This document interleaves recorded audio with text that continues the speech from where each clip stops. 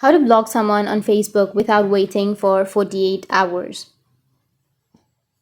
So if you want to block someone on Facebook without waiting for 48 hours, then what you need to do is first you need to open up your Facebook application.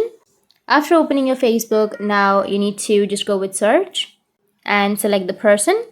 Now, if you block this person, if you want to block that person again after unblocking, then it will tell you that you want to wait for 48 hours in order to block that person again. So if you don't want to wait for 48 hours and if you want to block, then you can go with the right side, which has that three dots. And from here, you will have report option. So tap on report profile and you can select anything, any option that you're comfortable with. So I'll just simply go with something else and tap on done, which is on the bottom right, and block that person. Report that person. Once you've reported, then it will ask you if you want to block. You need to just simply tap on block profile and tap on block, which is on the bottom, and that's it. That's how you can block someone on Facebook without waiting for 48 hours. That's it, and if you have any questions, feel free to comment below. Thanks for watching.